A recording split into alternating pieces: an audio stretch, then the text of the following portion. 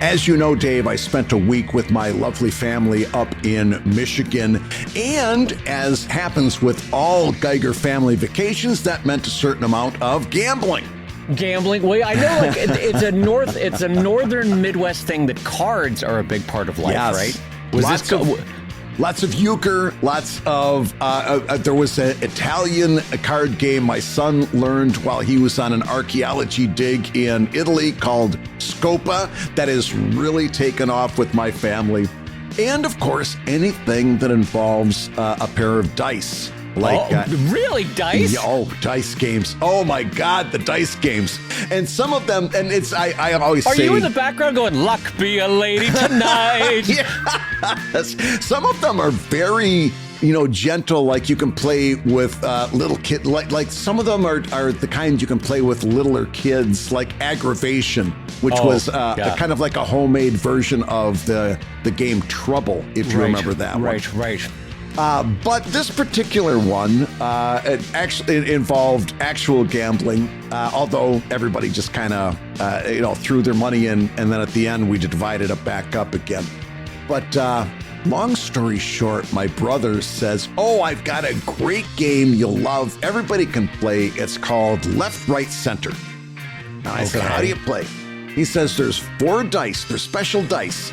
And they've got either an L or an R or a dot or a star.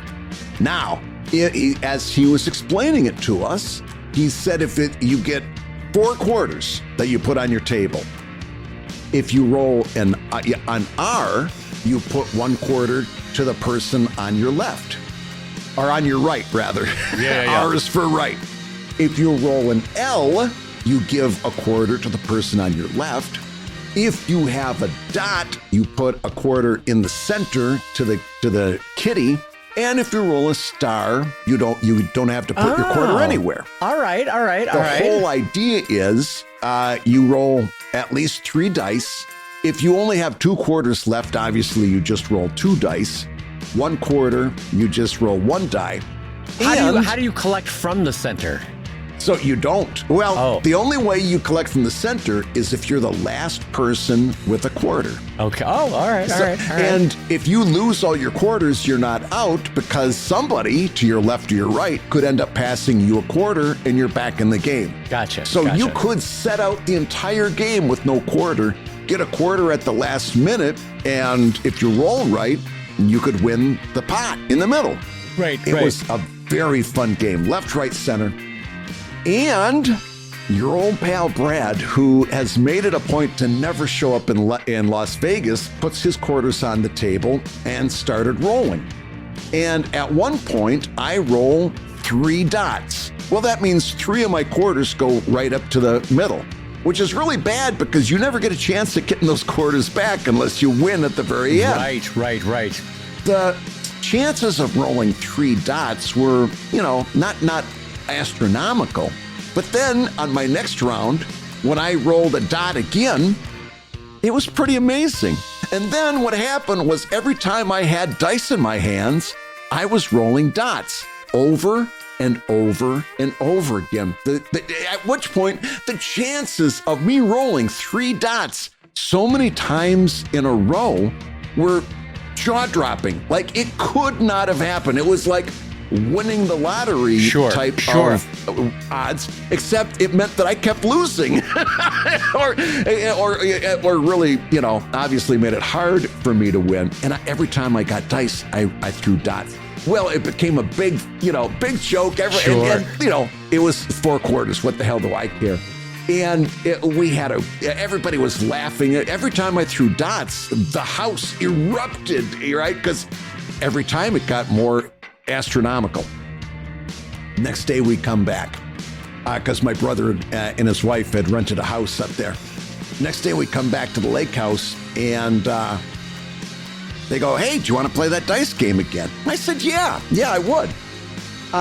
Somebody, I forget who, picks up the package and just starts casually reading through the instructions, because remember, my brother was the one that had told us how to play the game. Yeah, okay, I can see where this is already going. Go ahead.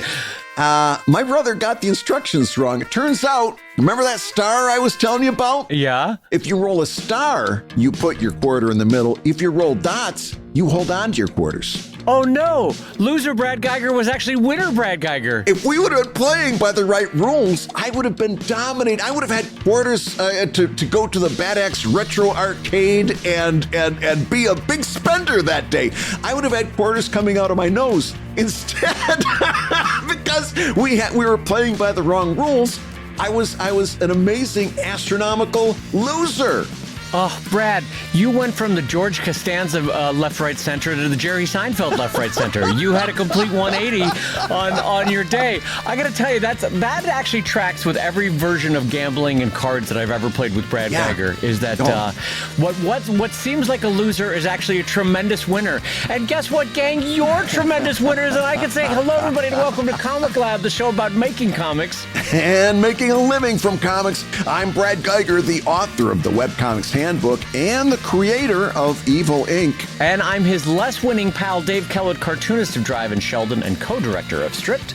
And this week's Hour of Comics Advice is made possible by your support at patreon.com/comiclab. So Dave, let's talk comics. Let's talk comics, my friend. And we've got an entire hour, actually an hour plus, because we're going to do a pro tips about this as well, where we are going to break down how to do San Diego Comic-Con and how it went for me and how Comic-Con is looking these days for someone who's been doing Comic-Con for now 27 years, although not consecutively because of COVID. 27 years of Comic-Con. We're going to review it. We're going to talk about how July 2026 went for Comic-Con. We're going to go into all sorts of details and facts and figures. And Brad Geiger, let's dive right into it, my friend. Yes, well, we're going to dive right into it on a show specially sponsored by our friends at Hogan's Alley. The Hogan's Alley periodical is something that Dave and I are really big fans of. We're so happy to have them sponsoring the show this week. And stay tuned. We're going to have a lot of information, including how Comic Lab listeners can get a special discount when they buy their copy. Absolutely. Special discount over at hoganmag.com. You want to go to HOGANMAG.com, but we'll talk about that mid-show. Bradley, let's dive right into it with San Diego Comic-Con 2026.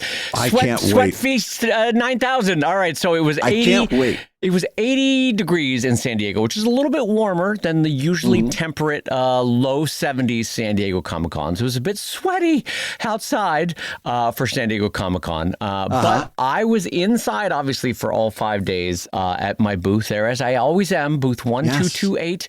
Or as Brad said, what was the weird telephone thing? One bat. Did not have a single person come up claiming to be from One Bat, although a lot of Comic Lab listeners came by. And I want to say a huge thank you to folks from the U.S., from Canada, and Mexico that came up to the booth and said hi and got their free Comic Lab pin, all of whom said they were tolerating Brad Geiger wonderfully.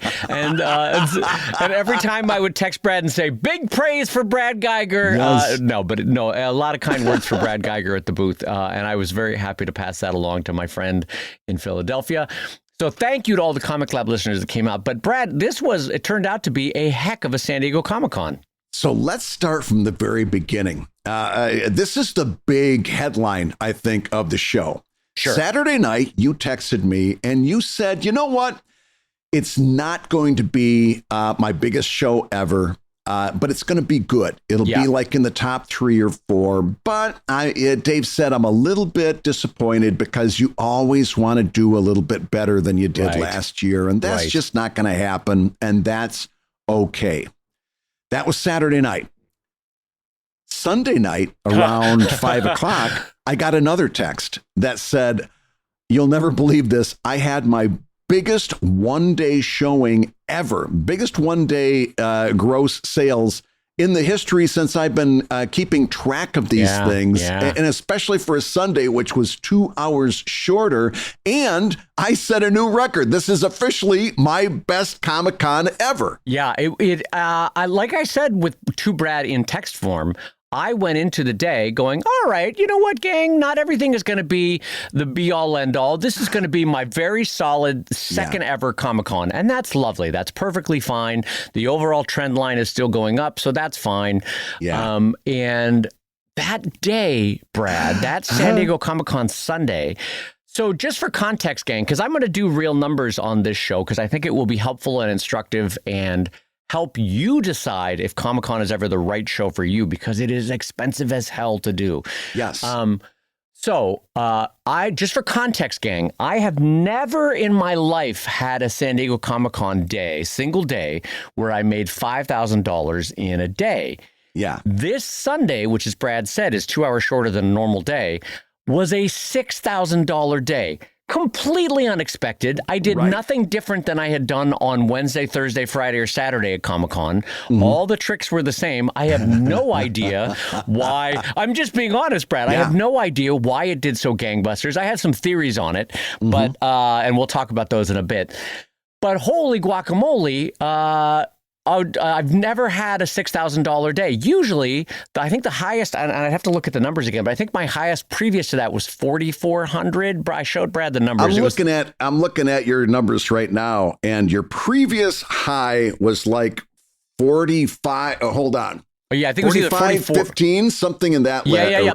That's it. That was my previous high. Yeah, and so to get to 6,000 in a day was bonkers McGlonkers to me. Yeah. So I went to bed that night in a totally different mood than how I woke up because I was sort of resigned. Anyway, long story short, this turned out to be my best Comic-Con ever.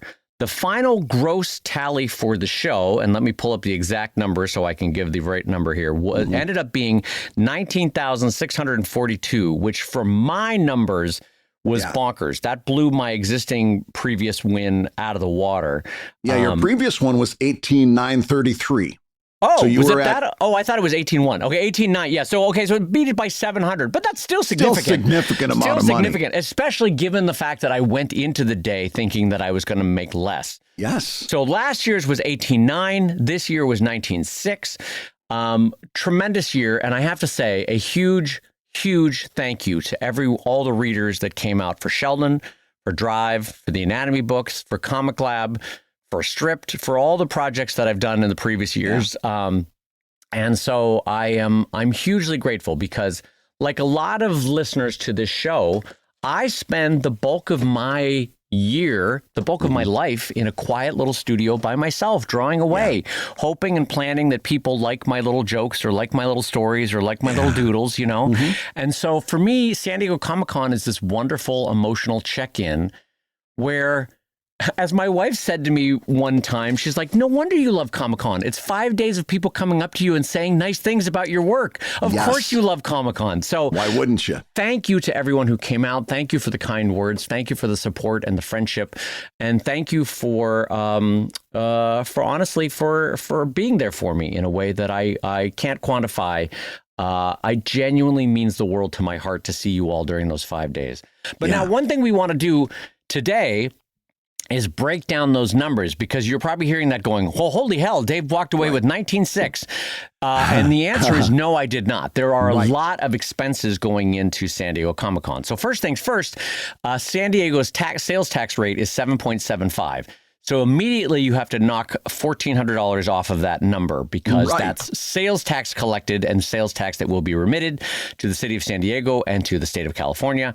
So bitty body boom, that brings us down to roughly, I don't know, 18.2, I think. And then on top of that, the booth, I didn't look up the exact number, so forgive me, but the booth is roughly $4,000 for the corner booth that I have at San Diego Comic-Con. Yeah. And Brad will remember the days when we used to do it where all the webcomics artists came and filled the rows. The booth used to be $800 to $1,000 20 years ago when we used to do Comic-Con, right, Brad? Yeah. And so the fact that my corner booth is now $4,000 is nothing to sniff at. That's a lot of cash to drop. And that's the reason why a lot of artists stop doing Comic-Con. That right there. It's like they shot themselves in the foot. I'll just be honest. Comic-Con made the booths too damn expensive. Then on any given year, I have about $2,000 to $3,000 of miscellaneous expenses. That's food, that's lodging, that's signage, that's fuel, that's miscellany, and that I could go down a list of 50 things that are included in miscellany. And then the one-time product cost of goods sold. That's products that maybe were created just for Comic-Con. Usually, Brad, my products are leftovers are remnants from Kickstarters. So in a way, Right. they are remnant expenses. But every once in a while, I will produce a unique item just for Comic-Con, if that makes sense. And so you have to roll those costs of goods sold into the show. So when all of that is added up, the sales tax, the booth, my miscellaneous expenses, it roughly brings that $19,600 down to $11,000 net profit. Right. So over the course of 5 days, that's a little over $2,000 a day in net profit. So to me, still worth it, especially given the emotional joy and the highs that for my family and for everybody involved in the studio, Beth and myself included. There's a lot of joys in going to do Comic-Con. There's a lot of additional non-sales wins, professional contacts, conversations that lead to further projects, building and cementing relationships with readers, building and cementing relationships with other pros, things that are planned at Comic-Con that will take place over the rest of the year, if that makes sense. So in addition to the math working out, there's a lot of professional benefit for me and personal benefit, as I've already gone through saying.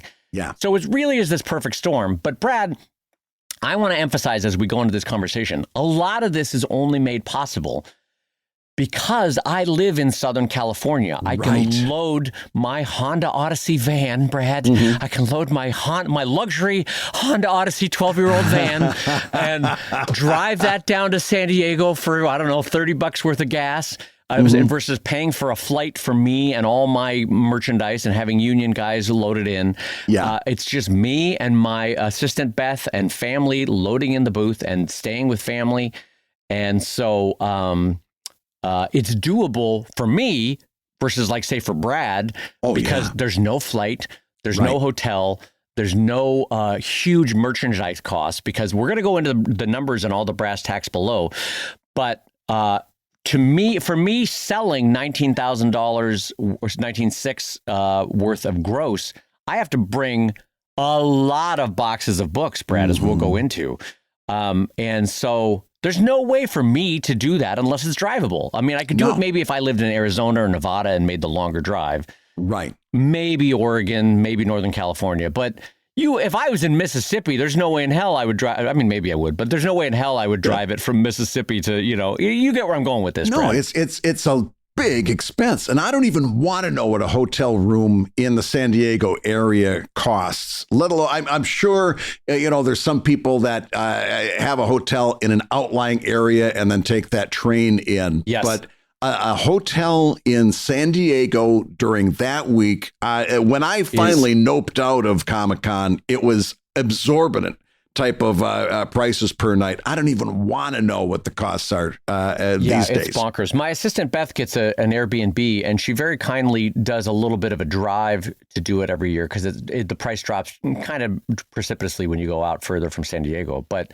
and in fact, and with apologies to listeners, she hasn't sent me the invoice for that yet, so I don't know what it is. But yeah, it's bonkers pricing, as you can imagine, because it's 130,000 people, arguably 150,000 people coming to the greater San Diego area into a city that I would describe, Brad, as a mid-tier San Diego U.S. city, right? It's not, San Diego is not a huge city. It's not a metropolitan area. No, it's not. I mean, it is a major city in the sense that there's skyscrapers and stuff for international listeners. But it's not a New York, a Chicago, or an LA, right? I mean, it's not the biggest of the big. So the hotels know they have you by the short and curlies, basically, Yeah. And so the prices get ridiculous. Anyway, so in addition to the costs that I've just described that knock the net profit down to $11,000, I'm also losing 6 working days. Right. Which is not nothing in this life. And it's also a physically exhausting show. So even today, as we're recording, Brad can attest, I'm a little slow going today. Like, I'm not my normal Chipper McGee self in the sense that, like, I'm not unlimited pep, if you know what I mean. My body is run down. I'm not 22 anymore. So I have learned tricks to keep myself healthy in Comic-Con, which basically involves a shit ton of hand washing and keeping my moist nasals, Brad. Keeping those nasals moist. I do it. I'm a big fan of keeping my nasals moist, Brad. I'm not joking about that. I do think that helps keep down illness. And thankfully this year, because I've been working out at the gym and my core is stronger and my back is stronger. Yeah. Honestly, physically, I was in the best shape that I've been in for Comic-Con in probably 15 years, maybe since my first child was born. Well, maybe 10 years. But anyway, a lot of years. Physically, I was in my best shape this year, and it still took its toll, right? I mean, like you've done it in recent years. It takes its toll. Yeah, it's huge, and it is significant for you to come back this Monday morning or this Tuesday morning and not have con crud and not be dealing with all of this. And you say, well, I'm not chipper, but you're awake, you're on your feet. There's a lot of people who spent that same week as you in San Diego who can't say that. So that there is something to that, where you go into this and you say, I know I'm going to lose 6 days in my studio. I can't afford to lose 7. So you've got to take care of yourself while you're there. Yeah, it's very important. Here's something that I learned about Dave that I really think is something that our listeners would be very smart to copy. Back in 2023, you and Beth started charting your sales at the booth by, let's say, 2-hour intervals.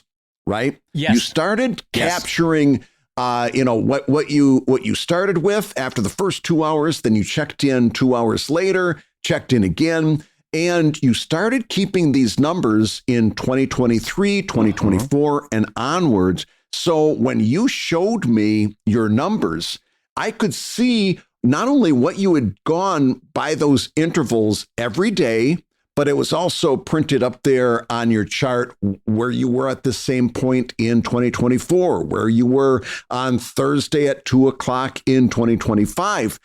I want to talk to you about tracking sales by the hour and why you do it, how you use those numbers, and what you think is significant about that practice. So people might intuit this from listening to the show, but I really want my career to work. Like if I'm going to do a thing, I really want it to work. And tracking sales by hour, I have found to be helpful, because if I go into, say, Friday and 3:00 rolls around and I'm $1,000 in sales less than the previous 2 years or previous 3 years or 4 years, right? Boy, does that light a fire under my ass for the next 2 hours. Yeah. And I'm not kidding when I say I have enough of a drive to win. And keep in mind, this is just winning against myself. I'm not competing against anybody. Who cares about anybody else? I'm just competing about. But I have enough of a drive to win where I'm like, no, I'm not going to let past Dave win. I'm gonna do it. And boy, I hand out more flyers. I make more sales. I upsell in a more pleasant way. There's a billion tricks that I can employ that maybe I hadn't had my coffee for the previous 2 hours, and maybe I hadn't been present in the booth because I was stepping away to talk to pros too much. So that next 2 hours, you bet your bippy, if I'm down $1,000, I'm like a Carnegie salesman going to town, trying to make those sales. And not in a hugely Machiavellian way, just in a motivational way. It gets me moving. So it also is an emotional touchstone to check in, like, hey, that felt like a slow hour. What was it like in previous years? Oh, it turns out that on Saturdays, from 1 to 5, those are really slow hours because Hall H has pulled 20,000 people off the floor. Exactly. So don't feel too bad about yourself, Dave, right? Like that kind of tracking has helped me in the past. By like, oh, I personally feel down right now. Oh, I shouldn't, because the last 4 years, there has been a pattern emerging that this hour block is a not great sales hour, or this one is a great sales hour. And so you should work hard. And so that's what I take away from my sales by hour. What do you take away from it as someone who doesn't, who saw it for the first time? Oh, as someone who saw it for the first time, I thought it was great. Lightning round.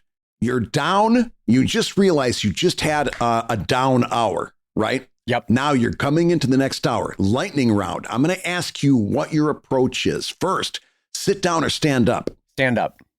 Are you actively talking to people as they're walking by, or do you only talk to somebody as they're stopping and looking? Actively talking to people, engaging, hello, have a great Comic-Con, that kind of thing. But also, as they go by, if they express any sort of interest looking at the book, they get a flyer, or they get told that, hey, I'm happy to put a free sketch in any book you might buy, or, Eisner nominated, Hugo nominated, whatever trick I might use depending on what they're looking at.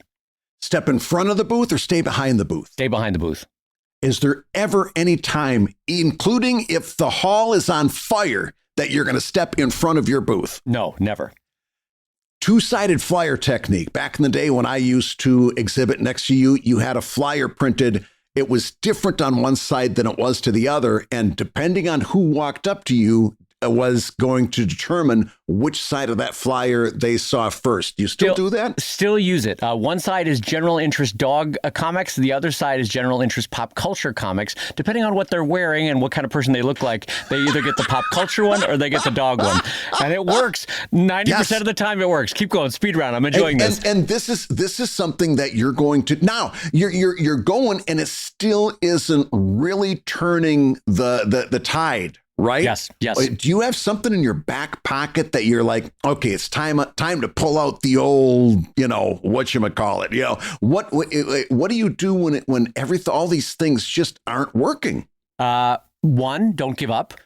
Because literally every millisecond a new person is coming by. You know what I mean? Like if it feels like the last 5 people have said no thank you, the 6th person is the previous 5 don't care, you don't care, move on and go to the 6th person. Other strategies I use, if someone does buy a book, the drawing becomes longer and more performative because drawing begets sales. Sales literally beget sales. Once a line forms, I got to tell you, shit starts happening. And then Beth captures the sales while they're waiting for their sketch. The line continues to form. Very important. And so the second person in the booth capturing sales while they're waiting so that they can't walk away in frustration from the sketch taking too long. As the line forms, the sketches become shorter and faster because you want to be able to service everybody. So there's a bunch of tricks I can use. But yes, the sketches become more performative to entice the next person, if that makes sense. And that's important to talk about because I've heard a number of people, they've had the same experience that you just said. Mm-hmm. But then what they pull away from that is, when I'm drawing, people stop to see. So instead of being on their hind legs when there's nothing happening at the booth, trying to make something happen, they sit down and start to draw. Their head is down. Yep. They're looking at their illustration and they're missing everything that's happening out in front of them. And here's another thing. As I'm sketching for people, I'm still engaging with them. Brad has seen this happen. I'm still talking to them because I'm pulling out more information because as they tell me things about their life, I go, you should check out this book of mine. Honestly. And it's a natural, it's not necessarily a creepy upsell. It's a natural upsell of like, do you like sci-fi? Well, then you should try Drive. Yes. Do you also have a dachshund? Well, then you should try my new Double Dog Dare book. This or that. And so other tricks, if someone is clearly in the interest of moving on and getting on, you finish the sale quickly. You finish the sketch quickly. You don't be a jerk about it. Right. You sell them the pin, you sell them the book. Beth and I both do a quick job of getting them out of the booth. If someone starts looking at original art, holy hell do I slow down in my sketching. Yeah. And I let them savor that original art as they're flipping through. Because 1 out of 20 people will buy original art. And when you sell one of those, it's a $150 sale. So you slow down on your sketch and you give them a little bit extra sketch. Yes. It's an extra pretty drawing, and maybe it gets a little background as you're going because now they're 40 into looking at original art, so they're clearly interested. So I'm going to draw some leaves on those trees. Exactly. People get a little chiaroscuro in their drawing on that one. Yeah. And as a result, original art was your number 2 largest income generator. Is that right? We haven't talked about this, but yes, this was also my biggest year for original art sales. So we have in recent years, I think the last 2 years, we have expanded the physical footprint of how much space the original art has in the booth. And by the way, for folks listening on Patreon, Patreon backers will get 4 photos of the booth from different angles. So you'll see how things are merchandised, how things are shelved. But the original art is now twice the width that it used to be. And so as a result, I sold 22 pieces of original art for $3,500. So it ended up being the second highest grossing item at the booth. Definitely by unit cost, it was the highest grossing. But in general, the number 1 item, Brad, was last year's new book, Anatomy of Dogs, which I have the numbers here. 1 second. Maybe Brad has it too. I sent him the numbers. It was $3,600 in sales for Anatomy of Dogs. And then the Double Dog Dare book, which is the new one for this year, was $2,600 in sales. So those were the top 3 books. And you know what? Just because it's the 4th item and after that it's a precipitous drop in gross, The fourth item in sales was Pugs Unleashed, which I think is now a 7 or 8 year old book, and was $1,200 in sales. And so everything after that, we start to get into the pins and the pin packs and all that sort of stuff. But those are the top 4 items. In general, though, Brad, books represented $9,300 worth of sales across 11 book titles. I have more than 11 book titles, and we'll get into that in a minute. Short version, Drive, Don't Sell at Comic-Con, but we'll get into that in a minute. Pins across 25 pins, fair amount of pins, represented $5,600 in sales, and original art, $3,500 in sales. And then there's a couple other miscellaneous items, stickers, coasters. There was, what else did I have? Couple of remnant prints.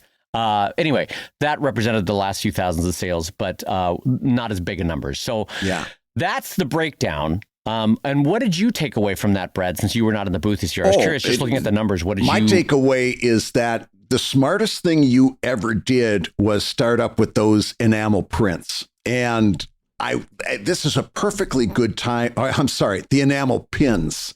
Definitely not prints. Definitely not prints. I want to come around to prints in a minute because, let's do prints first. Let's do prints now. Let's talk about it. Yeah. You do lots of original art. Clearly, people love the way you draw. They like what you draw when you draw it. How come there's no prints there? And were people confused about prints in any way? Yeah. I mean, longtime listeners will know that Brad Geiger and I and Chris Straub and Scott Kurtz and all of us that started back in the day, we also used to have a lot of T-shirts.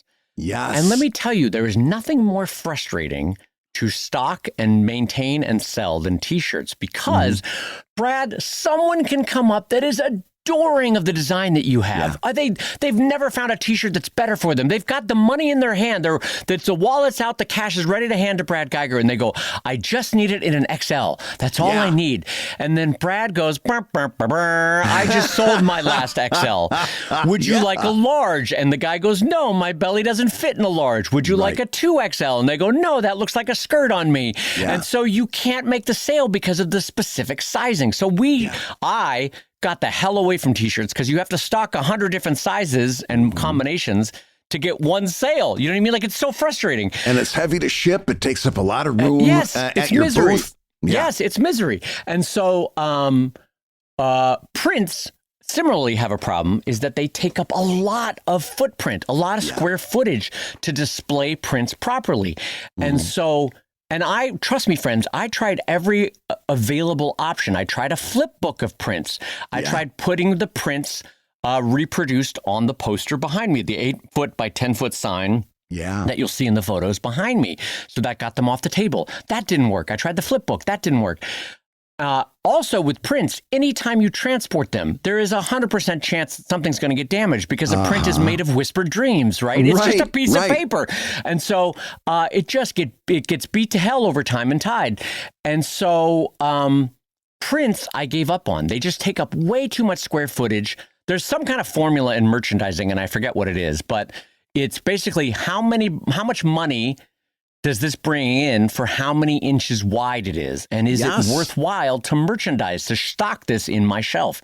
And so one of the reasons why Coke is such an immensely profitable company is that the square inches per dollar made is so high for a soda, right? Like, it's just concentrated money.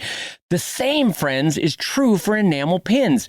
Yes. Those little cards are 2 inches wide by 3 inches tall. And the pins I retail them for $12. There were other booths that were selling for as high as $15 and $20 for pins, right? Yeah. I'm not comfortable going that high yet, but that is what it is.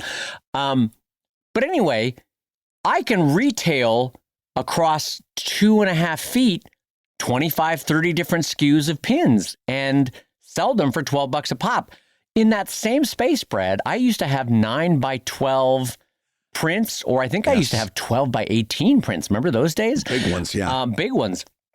That's a huge waste of space for what could be displayed and sold. You know, one SKU on display versus 25 to 30 SKUs, there's no question, you know. And so also pins can take a shot and still look 100% perfect because it's covered in enamel and metal. And it you can drop an elephant on it and it's fine.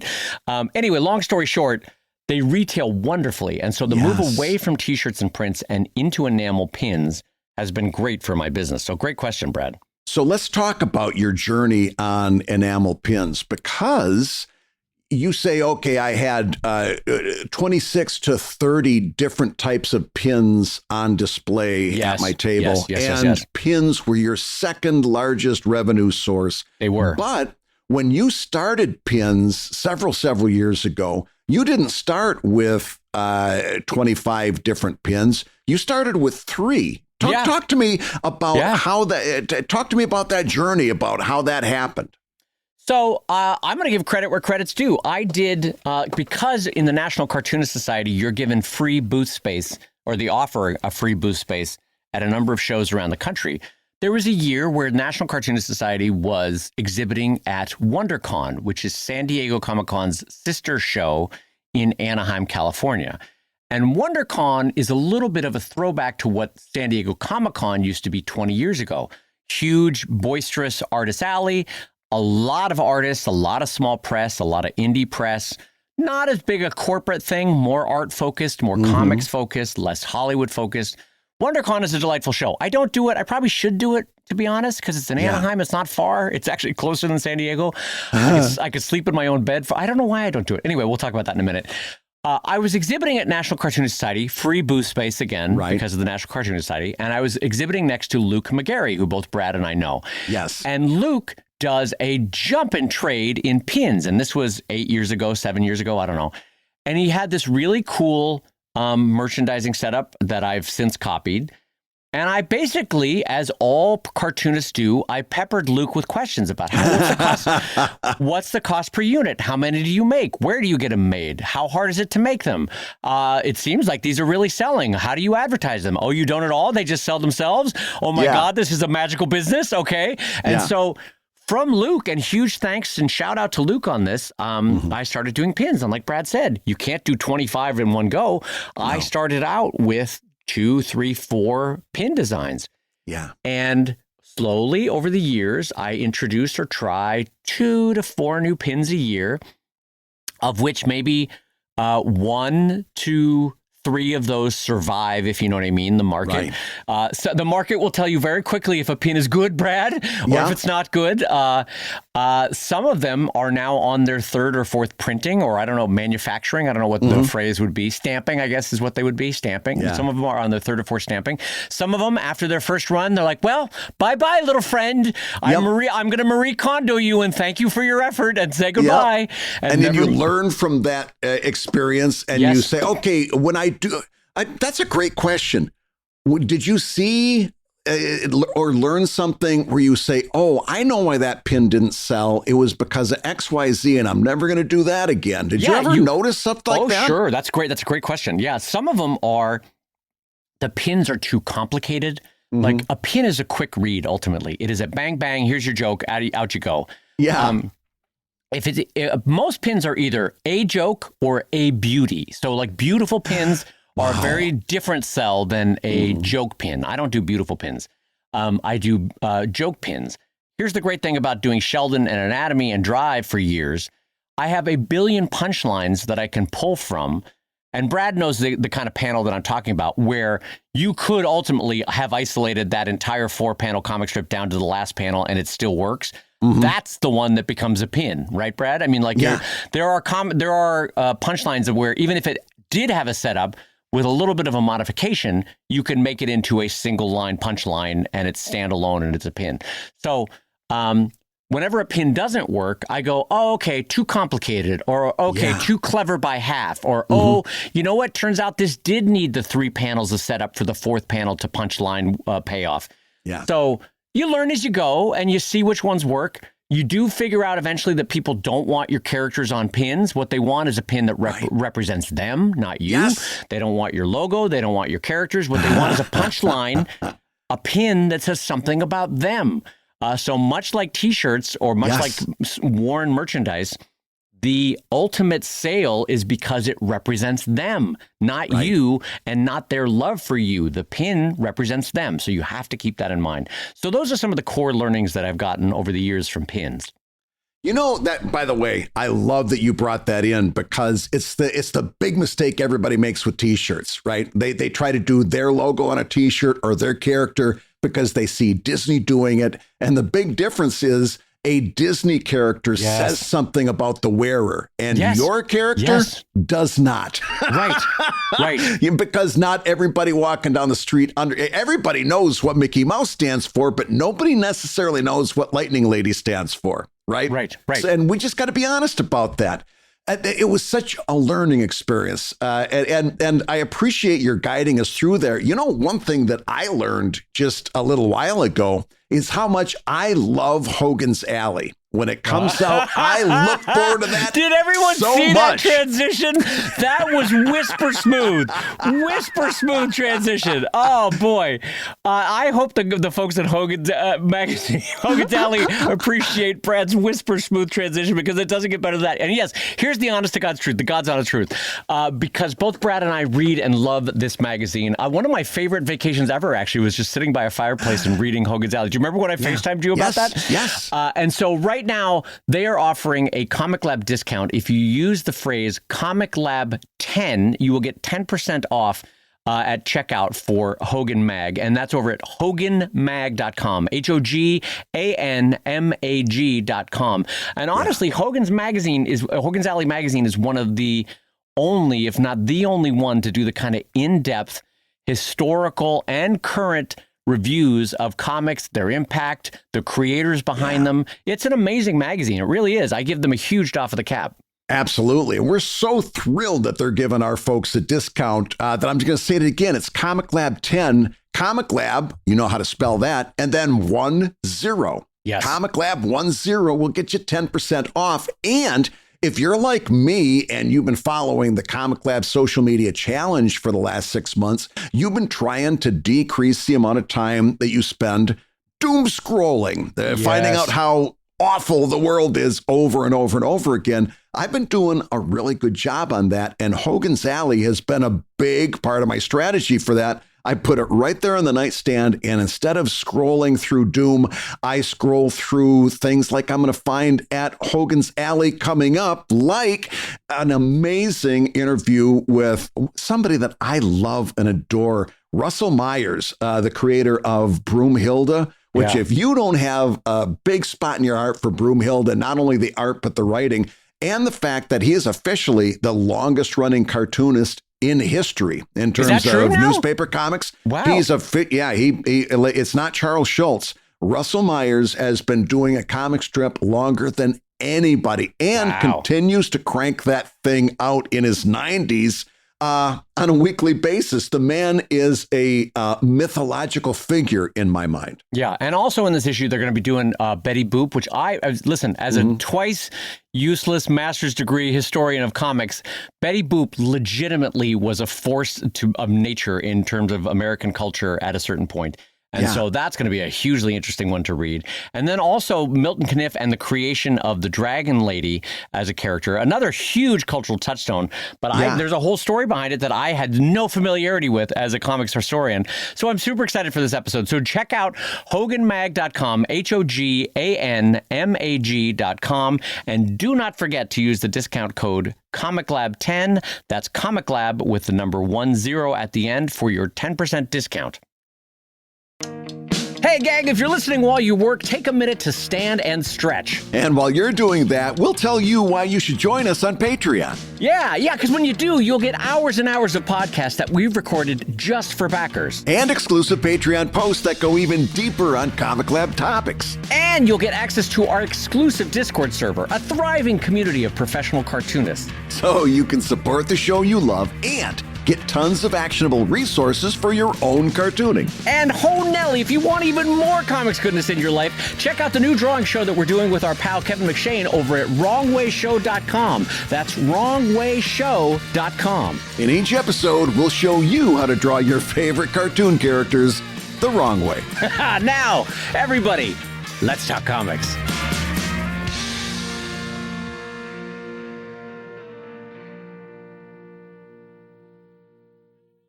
Now, listen, Dave, you've been very honest about what has been a very successful Comic-Con international appearance. And I know you'll want to kind of talk about the other side as well. So forgive me when I prompt you with this, because I know what the answer is.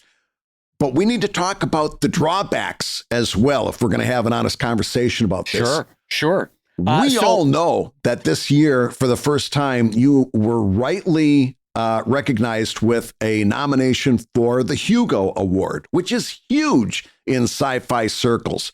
What factor did that play in your sales this year at Comic-Con? Well, listen, before I go on, I can't go too far without mentioning that, and I thank you for the recognition of the Hugo nomination. Thank you for that. But as a Silver Rubin nominated cartoonist for the National Cartoonist Society, who will probably be winning in a few weeks, maybe by the time you're listening to this, gang, you've already seen the photos of Brad hoisting his well-deserved award. Anyway, but yes, so Brad, Hugo nominated Brad up there. Hugo nominations up there with Asimov and Frank Herbert and Ray Bradbury and all the great science fiction writers of the past and the Hugo Award, tremendous. Do you know how many Drive books, Brad, that ended up selling for me at Comic-Con? Do you have a number for us? Should I do a timpani roll? I need Matt to do a fantastic, what is it called? The timpani roll? Timpani roll, like Brad, the old Matt, MDA telethon. If you could insert a really dramatic timpani roll, because, gang, a Hugo nomination, how many times in my life will that happen? And surely a big Hugo logo on my 8x10-foot sign behind me that was 2 feet tall. Surely signage all around me that said it was Hugo nominated. Surely that moved a lot of books. And the answer is it sold 11 copies of Drive over the entire 5-day period. Brad, I couldn't move that GD book to save my life. It does not. I've said this again and again in previous years. Drive, which has hugely successful Kickstarters. I think the last one, I don't even remember, was 125,000, 130,000. I don't even remember. It was 6-digit. I know that. It was a 6-digit Kickstarter. Like, it does great. And then over the course of the life of the book, it sells another double that for in ongoing sales online. Drive does great online. Brad, I can't effing give these books away at Comic-Con, and I'm not kidding. You can't interest people in long-form sci-fi, or at least I can't. I do not know the trick. So if somebody knows how to sell long-form comics at San Diego Comic-Con, tell me, because I don't know how to do it. I have tried every which way to Sunday. I do not know how to move these books at San Diego Comic-Con. Yeah. It's got to be hugely frustrating because, again, you cannot overstate what a big part Drive is to your career. Yes. Right? Yes. Not only has it been financially successful, the books sell tremendously well. It's brought in a Hugo Award nomination, but then you stand there at Comic-Con and you cannot give these things away. It would be really easy to take the wrong message from that, wouldn't it? Right. It would be very easy to say, well, maybe Drive just isn't very good. I think I told you this on the phone the other day on Saturday. I had a guy at my booth that was wearing a Star Wars shirt and had a Star Trek hat on and had a bunch of Dune pins on his lanyard, right? And I'm like, holy hell, this is the perfect Venn diagram. Like, the Venn diagram is a circle of what this guy is interested in. And so I'm like, oh boy, do I have a project for you. Sci-fi, same crew-based like Star Trek, Star Wars, storyline, multifaceted empire like Dune, spans the galaxy, but with a sense of humor. You're going to love it. This is Drive. Meh. Like, the reaction was, crickets. No thanks, moved along. I don't know, like, literally, if I can't sell to that guy, and you said, listen, you can be a Star Wars fan. I mean, you tell me what you said on FaceTime, because it was true. This guy, Hugo Award is very significant with sci-fi readers. And you can be a Star Trek fan and not be a reader at all. I've got a brother who fits that. You can be a Star Wars fan and be, functionally illiterate, never reading, right? You can be a fan of all, and Dune, you can be a fan of. It's huge. Always with the shot about Dune. I love it. But you can be a fan of all these things and not necessarily have read them. This is another situation where I would say, you know how I've said in the past that if I do a comic convention again, it'll be when I'm the only comic on the show floor. Yeah. and you're about to experience that because you're going to be at the convention that the Hugo Award is being awarded at, right? Yeah. That will be a room, an auditorium full of readers. And I predict that you're going to sell Drive through the nose that week because that is your audience, not Comic-Con, that. Well, I mean, listen, from your lips to God's ears, we'll see. It's in 3 weeks away, gang, 4 weeks away. So I'll have a quick report soon about how Worldcon sales go. I will say this. Dave Malky of Wondermark, my dear friend Dave Malky and I did WonderCon about, I don't know, 8 to 10 years ago. We did the Seattle or somewhere in Washington State. I forget where it was. Maybe, Yakima. Maybe it was in Yakima. Anyway, it doesn't matter. Yeah. We did the Washington State Worldcon 10 years ago. And I don't remember having a lick of sales at that Worldcon. I'm being honest. Really? And I mean, doesn't it speak to the fact, Brad, that I've never talked about or done a Worldcon since? Like only in nomination am I going back. Yeah. Because it's not like the sales were gangbusters. And gang, remember, I only do a Comic-Con or a show if I can make a healthy profit. Not even a profit. It's got to be a healthy profit because if I'm giving up my time and my family, I've got to be making a good chunk of cash. And so Worldcon did not deliver in the past. We'll see, Brad, if being a Hugo-nominated author makes a difference.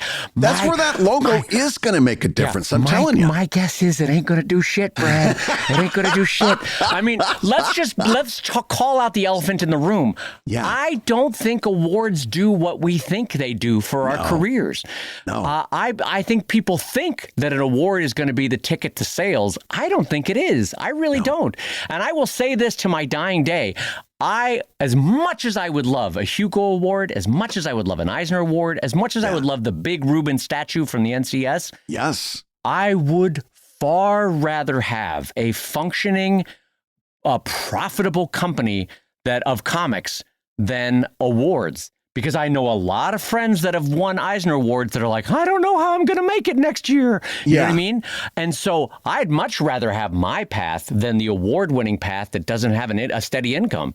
Right. Because I'll still be cartooning 10 years from now, 20 years from now. I'm not so sure about some of my Eisner-winning friends or my Hugo-winning friends or my Silver Rubin-winning friends. And so I don't think awards do what we want them to do. They're lovely on the ego. Both Brad and I have won them. Yes. For about a month, you're on cloud 9. And then for lingering years, you still kind of trot it out when you need a boost. Listen, it goes on your social media profile. It goes on anytime you're doing some kind of promotion. Of course it does. But other than that, it's not a functional part of your life. Yeah. So, I want people to believe me when I say this. Would I have loved an Eisner this past weekend? Yes. You bet your bippy. Oh, you bet your bippy. Oh my gosh. Would I rather have 19,000 sales? You bet your bippy. You bet your bippy. A lot of bippy betting going on over here. Yeah, a lot of bippy betting. But honestly, ask yourself, would you rather have Brad and Eisner sale or a successful Comic-Con? Which would you rather have? You would rather have the latter. So give me the money. Yeah, because it means you get to another year of being a cartoonist. An Eisner doesn't guarantee you that. Right. And getting the award doesn't guarantee that you're going to make sales. As I've learned from this Hugo nomination at Comic-Con, 11 books sold. I mean, I have the numbers in front of me, but it was something like, I did the actual math. I think was it $450 or $500 for Drive? It was under 500. I remember that. Yeah, it was under 500. Yeah. So anyway, honest to God, I'm willing to listen to Comic Lab listeners because I want to learn and grow. If you have a long-form story and you have cracked that code on how to sell it at a Comic-Con, share it with Brad and I in the Discord server or call the Comic Lab Confab line at Dry Elbow or leave it on the Comic Lab Patreon notes, whichever way you want to communicate to us. Tell us your story because Brad and I both have long-form. We would love to know how to sell and merchandise these things at conventions.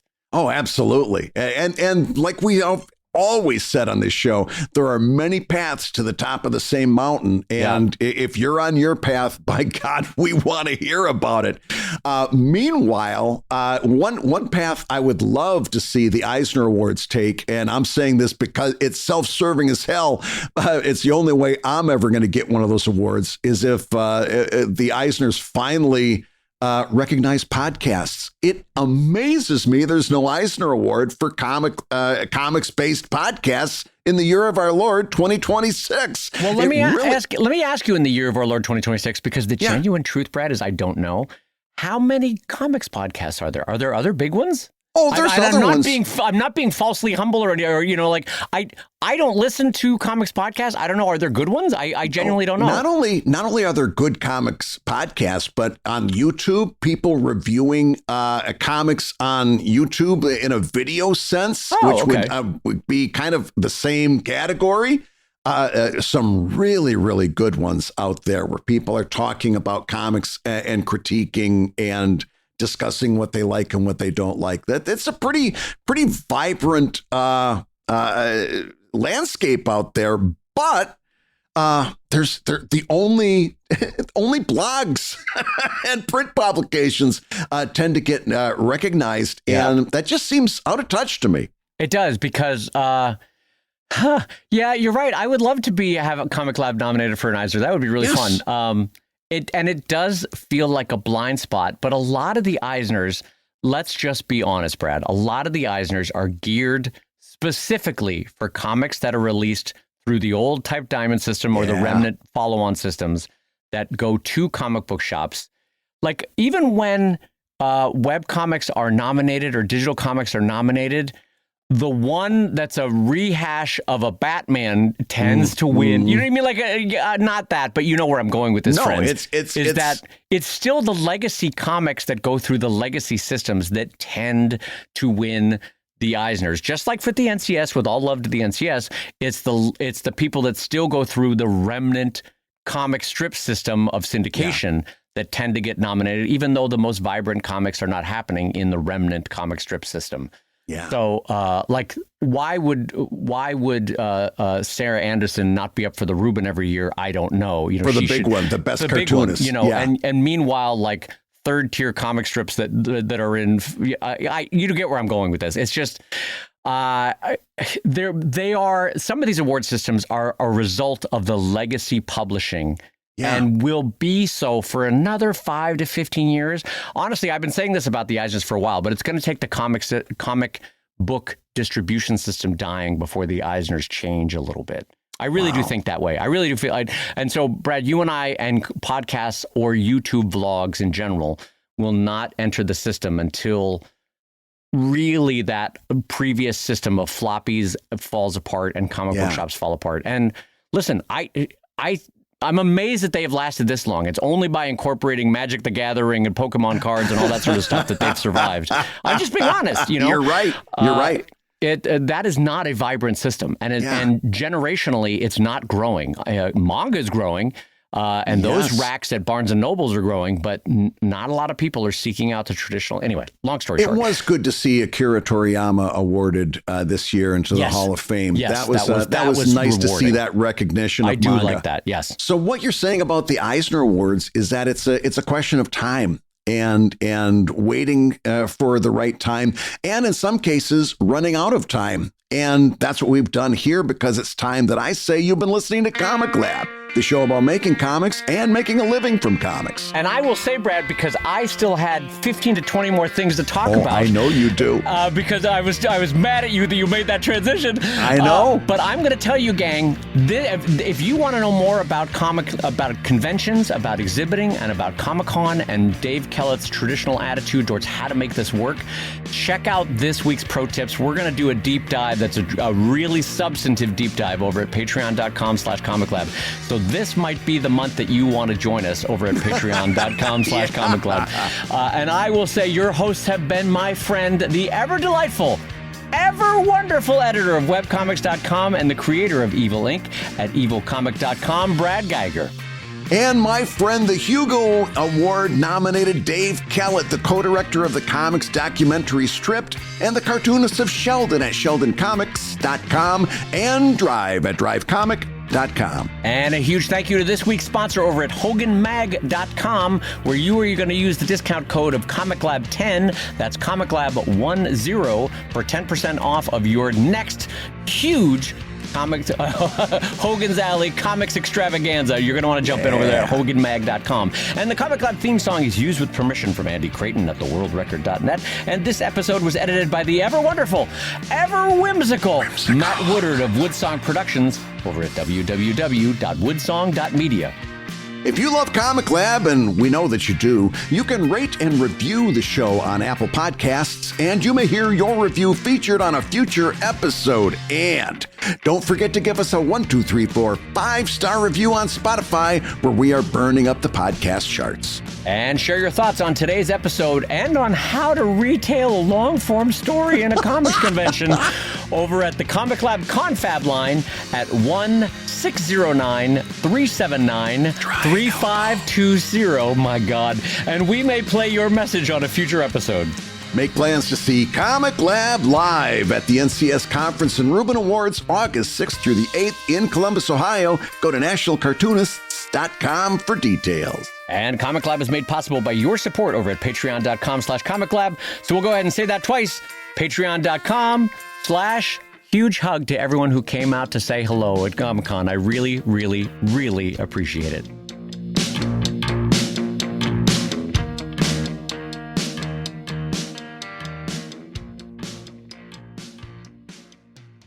Oh my God, Brad, I forgot to tell you about my most frustrating part of San Diego Comic-Con. Okay, so what happened? Back in the day, when we started exhibiting at San Diego Comic-Con 27 years ago, you and I and about 100 other artists were all around us. So there was a lot of artists selling art-related things, handmade things, hand-produced original art, right? It was more commonplace. Yeah. Now I am one of the remnant artists in my section of San Diego Comic-Con because my booth is $4,000. So it's a lot of corporations selling mystery boxes or, you know, whatever nonsense it is, T-shirts. And so I have original art out. Literally everyone that picks it up goes, how much for the print? And I have to go, that is not a print. That is original art. It is handmade. It is one of a kind. It's archival links on acid-free paper. It'll last 100 years. And they go, oh, how much? And I go, $150. And then they put it back down again, right? And so Beth had a brilliant idea. She goes, listen, this is black art on white paper.